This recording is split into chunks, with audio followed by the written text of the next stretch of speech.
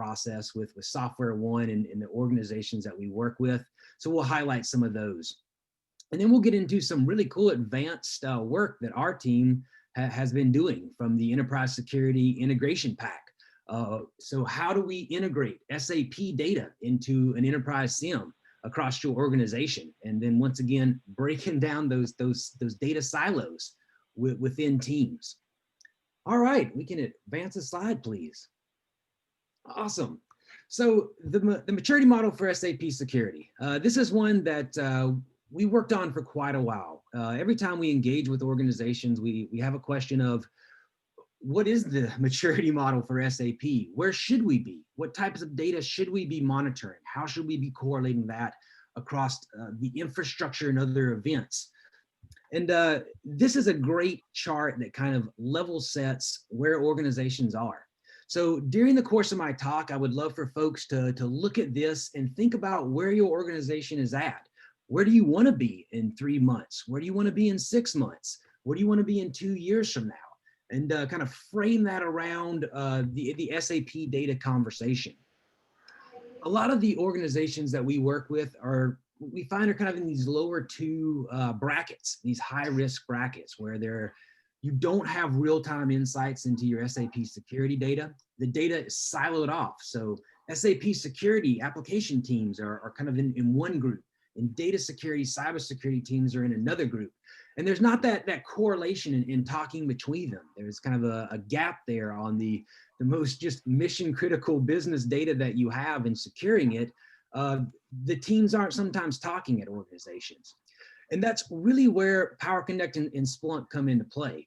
We found that within a very short period of time, once we start sending data from SAP over to Splunk, that we move organizations automatically into that secure bracket of having that real-time insights into not only things like your SM20 audit log, but correlating events from your authorizations, your roles and profiles, being able to watch those assignments in a real-time manner, being able to see when sensitive transactions are executed, and then providing the alerts on the back end of that automatically flow through your ticketing system.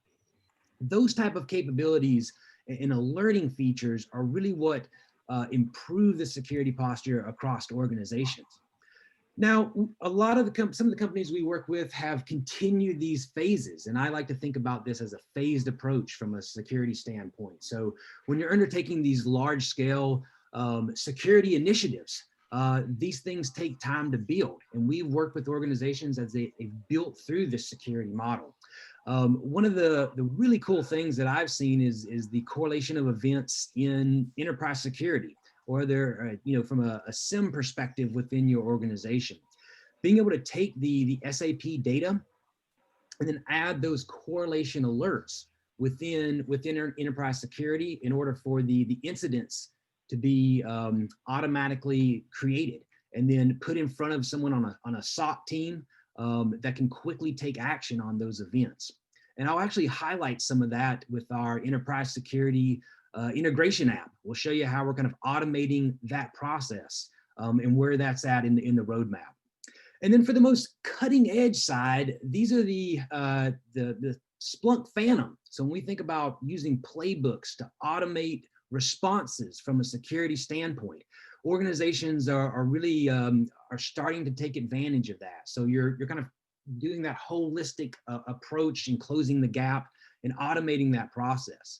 So say from anything from user lockouts within SAP to events where authorizations are assigned and wanting to go back and take automated action on that. We've seen organizations move down that path, and I'm really excited about that from a security perspective. In my background, that's really interesting, cool stuff that I've seen. So with that, let's move forward a slide and actually get into some of the out-of-the-box dashboards that we've been introducing with PowerConnect over the course of the past 6 months or so.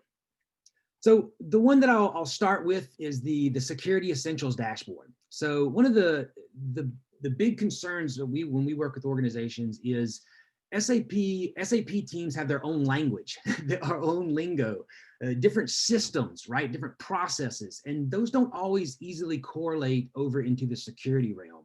When we think about like security operations groups and teams, those folks, those security analysts may have never been exposed to SAP data before. They might not know that lingo. So we've created the Security Essentials dashboard in a manner that kind of breaks down that data silo. We're framing it in a way that SOC analysts can understand. They might not really know the specific authorizations within SAP that are sensitive or would want to be monitored, but they understand like privileged account escalation. They understand DLP from a data loss prevention if folks are downloading files from sensitive transactions they shouldn't be. They understand the concept of what a sensitive transaction is, you know, executing a program that maybe you shouldn't from an end user perspective and having that alert on the security side. And then we're also taking advantage of some of the core Splunk predict machine learning capabilities when we're using the predict command to show, hey, what is the forecast of our user base? And so we can see if there's a trend that we might want to take a deeper look at. Same thing with that anomaly detection. So we're kind of inserting some of these new cutting edge pieces of Splunk technology into the Power Connect app itself. And with that, we'll advance forward a slide and look at the second section of the Security Essentials dashboard. So once again, breaking this down into a way that's easy to digest from a security standpoint, being able to quickly see where users are logging in from a geolocation, really breaking down from, you know, do we have admin profiles that are being assigned to users, and we see a huge spike in that. We want to have some alerts and be able to take action on it in a real-time manner.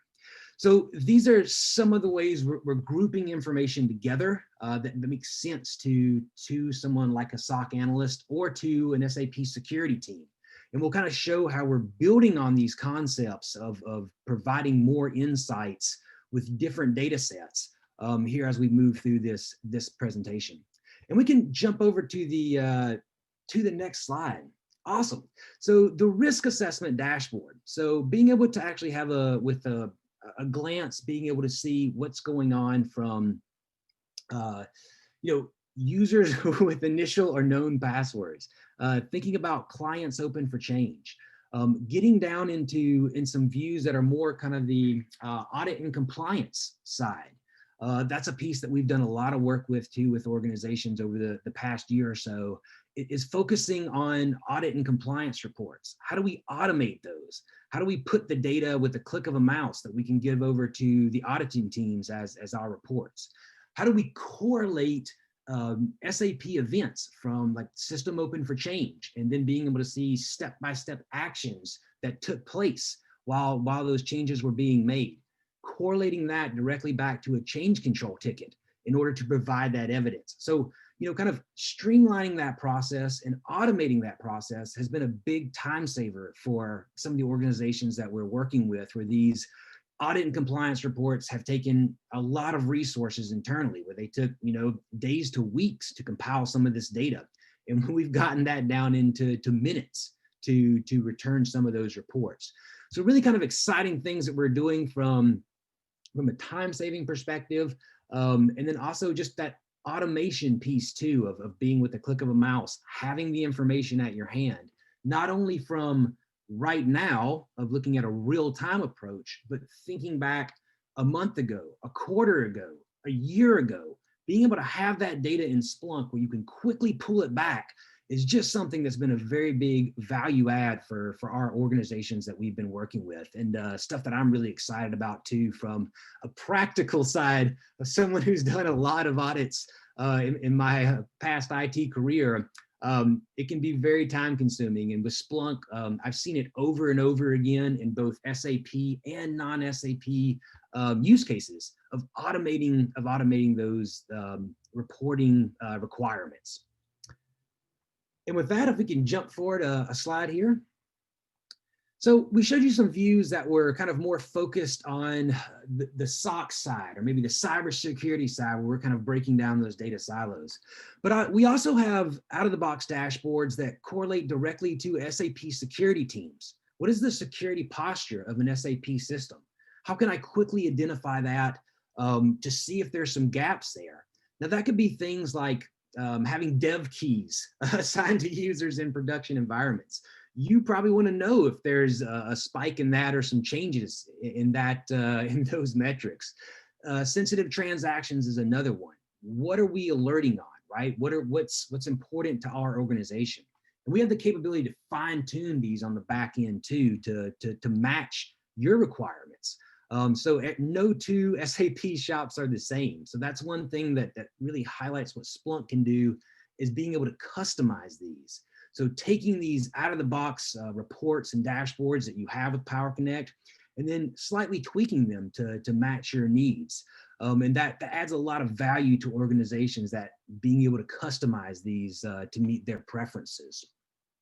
Now, I know I have about 7 minutes left, and I really kind of want to get over to Daniel's, the work that our team's been doing on the content pack integration side.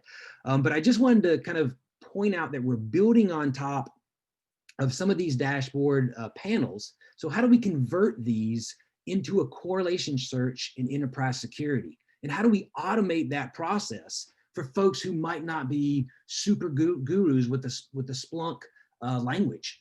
So let's move forward a slide and talk about how we do that. So Daniel Lessler, which Stephen I think called out earlier, and I'll give him a shout out here too. Daniel is one of our solutions engineers. So he's one of those back-end gurus who really knows what he's doing with Splunk and the security side. He's been a security guy for quite a while now. So Daniel and a few of our other team members have been developing this enterprise security integration pack. And that really focuses on how do we move SAP data into an enterprise security view, and how do we automate that process. So the app itself kind of is in a beta version right now, and we're hoping to have that out within probably the next quarter as the actual first release of it. But there's kind of 3 parts to it that we've been addressing. One is the setup wizard. So this would be installed the same way, kind of similar to an ES content pack on the back end, where it's imported into an app directory.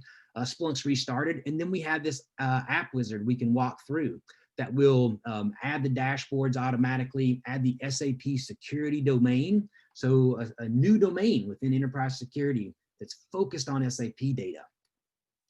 And then we have the capability to automate that process of correlation searches. So taking those individual search panels within the security scorecard, some of those panels within security essentials, and making those into correlation searches on the back end. And if we can move forward a slide, I'll show you how that's done.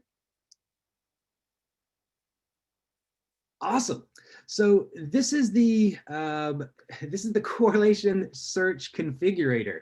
I love that. I love that name that we gave it here.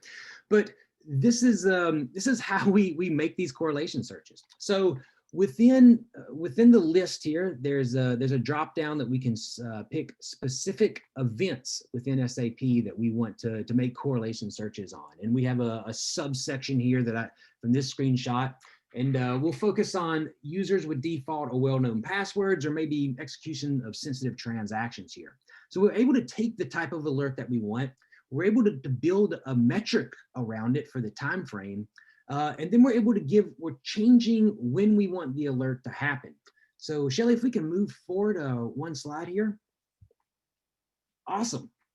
So in this example, we did pick execution of sensitive transactions. So automatically we're building out when these events happen from a timeline in our middle chart here. We're setting the max value as the initial threshold for the alert. And then we have the capability to change that with the headroom. So we can say, hey, the max value might not be when we want to alert. We might want to alert when there's 3 below the max value is what we consider to be the threshold from the alerting side. And then as you can see, we're building out that search on the bottom panel there, where we're showing we can literally copy and paste this search with the configuration that's been set on the top bar, and then hand that over to the SAP or to the Splunk security teams, and they can import that directly into enterprise security. They can enable that correlation search, but they can also see how often do you think this is going to get triggered? How often is it going to run? So they already know the configuration. We've automated that process. And Shelly, if we can go forward one slide here. Oh, did we? Maybe that was the last slide. Okay, so that's the point I did want to talk on. I have an example where I changed the headroom here to be -5. So I didn't want it to be that max value. I actually wanted to get an alert before it reached the initial threshold that we have set. And you'll see that it changes that code on the bottom automatically to change when the alert's going to be generated. So I really just wanted to kind of showcase that capability of how we're kind of bridging that gap in between both the SAP knowledge of the folks who know the type of alerts that they want to get, want to be triggered from within enterprise security, and then how they can hand off that code automatically to the enterprise security teams that they can import into the tool. And that also gives them the idea of how often this is running, the volume of alerts that they're going to generate. So they might be able to bring that back a little bit or increase it depending on the volume. So you can really understand what's going on in enterprise security within the SAP security domain. So bridging those gaps is kind of what I wanted to highlight from this piece. And with that, I think I have about a minute left. We'll see if there's any brief questions that I can take before handing it back over to Shelly. There is one question in the chat, Patrick, actually a couple. Let's see. Paul has a question. If you run the current Splunk SIEM solution, how easy could you use Power Connect to get SAP data in? Could you repeat that question one more time for me? If you run the current Splunk SIEM solution, how easy could you use Power Connect to get SAP data in? I would think very easily would be the quick answer, and probably take that as a follow-up to do a little bit more of a deep dive into the question. Yeah. Okay, great. Then we have one more question. We will get back to you, Paul. Silpa, we have a question. Can we see the user IDs logged in? Yes, definitely. No question about that. So a wealth of the type of information we're collecting from both the user ID, the terminal login with an IP associated with it, correlating that with STAD data. And in some cases, organizations are correlating that back to Active Directory data. So really kind of seeing that holistic approach of not only what's going on within SAP, but then correlating those user events outside of SAP too. So those are definite use cases that we've directly worked on with organizations. Great. Thank you so much, Patrick. In the